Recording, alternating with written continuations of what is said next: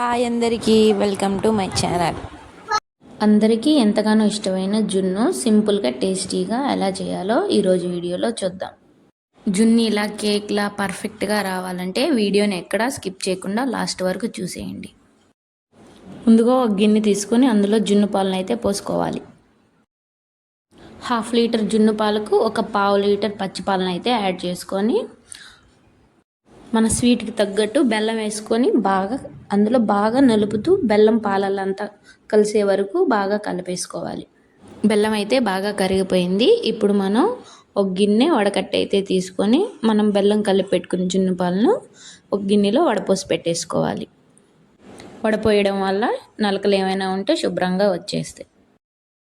Flavour కోసం ఒక 3 యాలక్కాయలు అలాగే ఒక 5-6 మిరియాలు చిన్న రోట్లో వేసేసుకొని మెత్తగా పౌడర్లా దంచేసుకొని మనం ముందుగా కలిపి పెట్టుకున్న పాలను తీసుకొని అందులో వేసేసుకొని ఒక స్పూన్ తీసుకొని ఇలా తిప్పుతూ పాలంతా కలిసేలాగా బాగా కలిపి పక్కన పెట్టేసుకోవాలి.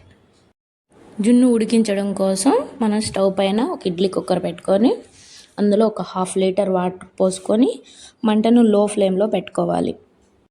ఇప్పుడు మనం నిదానంగా జున్ను పాల గిన్నెను ఇడ్లీ కుక్కర్లో జాగ్రత్తగా పెట్టుకోవాలి. పాలు అటు ఇటు పోకుండా, పాలల్లో ఆవిరి నీళ్ళు పడకుండా ఒక మూత అయితే పెట్టుకోవాలి. ఇప్పుడు కుక్కర్ మూత అయితే పెట్టేసి ఒక 1/2 అవర్ లో ఫ్లేమ్లోనే ఉడికించుకోవాలి.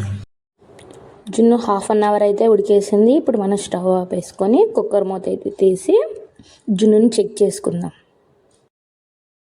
ఇప్పుడు ఒక చాక్ కానీ ఫోర్క్ కానీ తీసుకొని జున్నులో అలా గుచ్చితే పాలు అంటుకున్నట్టయితే జున్ను ఇంకా ఉడకనట్టు. స్పూన్కి పాలు ఏమి అంటుకోలేదు కాబట్టి జున్ను అయితే పర్ఫెక్ట్గా రెడీ అయిపోయింది. కుక్కర్ కాస్త వేడి తగ్గాక జున్ను గిన్నెను బయటికి తీసేసి నేను ఒక ప్లేట్ పైన పెట్టేసి ఫ్రీజర్లో అయితే పెట్టేశాను. జున్నును అస్సలు వేడిగా తినకూడదు, అది బాగా కూలెక్కాకే తినాలి. నా వీడియోస్ రెసిపీస్ మీకు నచ్చినట్టయితే లైక్ చేసి సబ్స్క్రైబ్ చేసుకోండి. Thank you.